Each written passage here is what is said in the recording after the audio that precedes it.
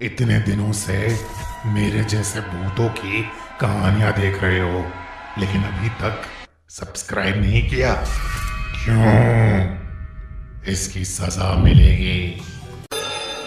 मधु दिल्ली में रहने वाली 23 साल की एक रिसेप्शनिस्ट थी। वैसे तो वो ग्वालियर से थी, मगर करीब 15 सालों से वो अपनी माँ के साथ दिल्ली में ही रह रही थी। मधु के पापा ग्वालियर में रहते थे। कई बार बुलाने के बावजूद भी उनके पापा पिछले 15 साल से मधु से मिलने नहीं आए थे। मधु की माँ अक्सर ग्वालियर जाती थी, लेकिन वो कुछ न कुछ बहाना करके हमेशा ही मधु को ग्वालियर जाने के लिए मना कर देती थी। और इसलिए मधु अपने माँ बाप दोनों से बेहद नाराज रहती थी। ऐसे ही एक रोज जब मधु की माँ और उसकी बहन ग्वालियर में थे, तो मधु ने अपने होटल से छुट्टी लेकर ग्वालियर जाकर सबको सरप्राइज करने का एक प्लान बनाया। लेकिन जैसे ही मधु ग्वालियर वाले घर पहुंची, उसकी माँ उसे देखकर सुन्न पड़ गई। ऐसा लग रहा था मानो कुछ घोर अनर्थ हो गया हो। मधु की माँ एकदम से बहुत ज्यादा घबरा गई और वो मधु को वापस दिल्ली जाने की भीख मांगने लगी। मधु को ये बहुत अजीब लगा। उसने अपनी माँ से कहा कि वो अपने पापा से मिलने आई है और उनसे मिले बिना वो कहीं नहीं जाएगी। देर रात हो चुकी थी। मधु की माँ ने उसे बहुत समझाया, लेकिन मधु नहीं मानी। उस रात काफी देर हो चुकी थी, लेकिन उसके पापा अभी तक घर नहीं आए थे, ना ही उनका फोन लग रहा था। मधु की माँ बहुत ज्यादा परेशान हो गई थी और वो अभी भी बार बार मधु से वापस जाने की विनती कर रही थी। अपनी माँ की ऐसी बातें सुनकर मधु का दिल टूट गया था। उसे लगने लगा कि शायद उसके पापा उससे मिलना ही नहीं चाहते, और इसलिए उसने अपनी माँ की बात मान ली और वो घर से रेलवे स्टेशन के लिए निकलने ही वाली थी कि अचानक उसे चक्कर आने लगे और वो घर की चौखट पर बेहोश होकर नीचे गिर गई। उस रात उसे एक सपना आया कि उसके पापा ग्वालियर फोर्ट में भूल भुलैया में फंसे हैं और मधु को ढूंढ रहे हैं, और ढूंढते ढूंढते वो ग्वालियर फोर्ट की छत पर पहुंच गए हैं। तभी उन्हें वहाँ एक लड़की दिखी जो मधु की तरह दिख रही थी, लेकिन जैसे ही उसके पापा उस तक पहुँचे, उन्होंने देखा कि वो मधु नहीं बल्कि एक भयानक औरत है जिसका आधा सर है ही नहीं। और ये देखते ही वो ग्वालियर फोर्ट की उस छत से नीचे गिर गए। उनके नीचे गिरते ही मधु की चीख निकली, पापा! और मधु की नींद टूट गई। सुबह हो चुकी थी और उसके घर पर भीड़ इकट्ठा थी। मधु की माँ ने उसे बताया कि कल रात मधु के पापा ने ग्वालियर फोर्ट की छत से कूदकर अपनी जान दे दी।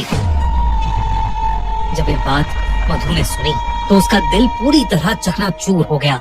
सब लोगों के जाने के बाद वो तुरंत अपनी माँ को साइड में ले गई और अपने सपने के बारे में बताने लगी।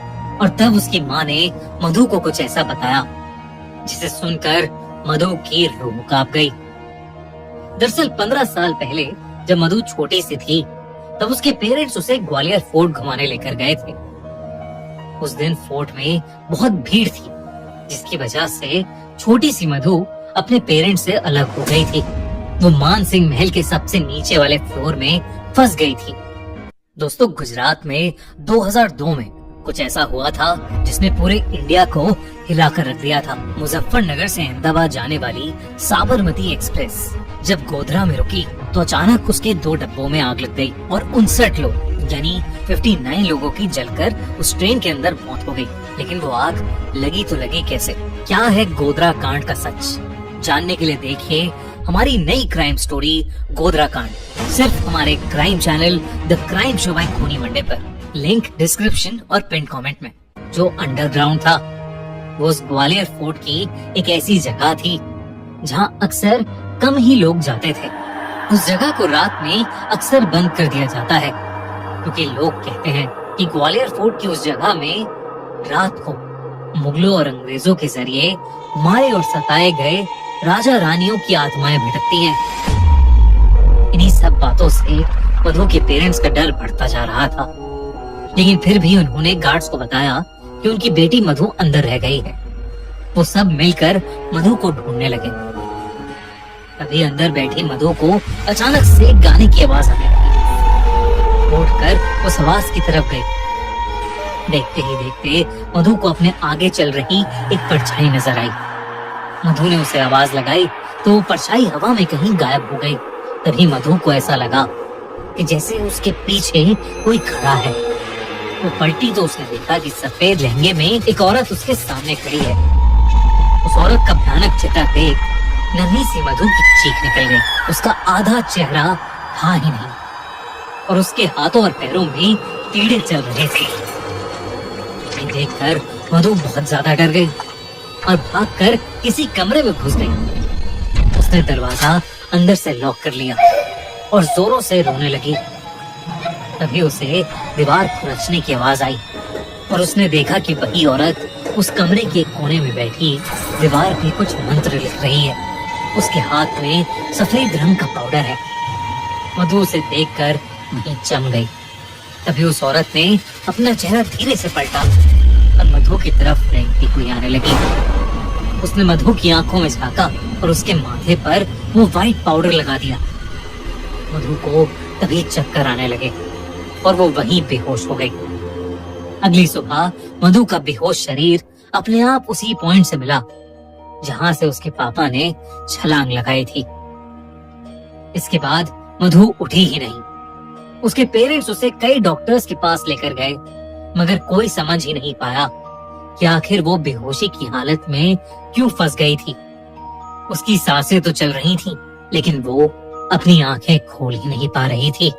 ऐसा लग रहा था कि जैसे वो कोमा में चली गई हो।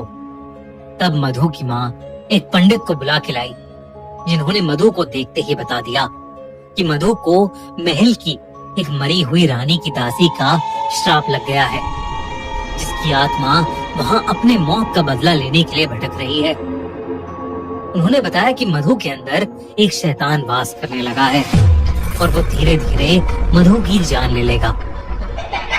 मधु के पापा उसे बहुत प्यार करते थे और वो कुछ भी करके अपनी बेटी को बचाना चाहते थे। उन्होंने उस पंडित से कोई न कोई हल निकालने की विनती की। उन्होंने कहा कि मधु के अंदर की शैतानी आत्मा के प्रभाव से बचने के लिए किसी को मधु के बदले अपनी बलि देनी होगी जिसमें उस इंसान को उस आत्मा की गुलामी करनी होगी जिसमें शायद उनकी जान भी चली जाए। मधु के पापा ने कहा कि वो जिंदगी भर उस आत्मा की गुलामी करेंगे लेकिन मधु को कुछ नहीं होने देंगे। उस पंडित ने एक बहुत बड़ी पूजा की जिसमें मधु और मधु के माँ बाप साथ में थे। पूजा के दौरान मधु ने आंखें खोली तो उसकी पूरी आंखें लाल थी और वो उस पंडित को बुरा भला कही जा रही थी। अचानक ही उस पंडित ने उस पर मंत्र पढ़ते हुए लाल मिर्च का पाउडर फेंका और मधु बेहोश हो गई। उसी पलों में मधु के पापा भी बेहोश हो गए। जब मधु को होश आया तो वो बिल्कुल ठीक थी। पंडित ने बोला कि मधु को ग्वालियर से जितना दूर हो सके ले जाओ और इसलिए मधु की माँ उसे लेकर दिल्ली चली गई क्योंकि उसके पापा अब उस शैतानी आत्मा के गुलाम थे इसलिए वो ग्वालियर छोड़कर नहीं जा सकते थे। मधु के जाने के बाद उस आत्मा का श्राप उसके पापा पर चढ़ने लगा। उसके पापा की जॉब चली गई और वो बहुत बीमार रहने लगे।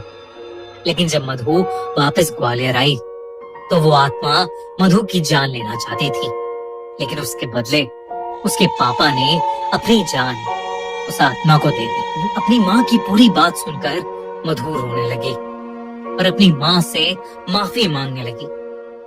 मधु की माँ को उस पर तरस आ गया और उन्होंने अपनी बेटी को गले लगा लिया। उन्होंने मधु को बताया कि उसके पापा उससे बहुत प्यार करते थे और किसी भी हालत में उसे प्रोटेक्ट करके रखना चाहते थे। इस घटना के बाद मधु और उसकी माँ ने ग्वालियर हमेशा हमेशा के लिए छोड़ दिया। आज भी ग्वालियर फोर्ट से जुड़ी कई ऐसी खबरें आती हैं जहां लोग वहां से कूदकर अपनी जान दे देते हैं। आपको क्या लगता है, क्या ग्वालियर फोर्ट सच में हॉन्टेड है या ये सब सिर्फ एक अफवाह है?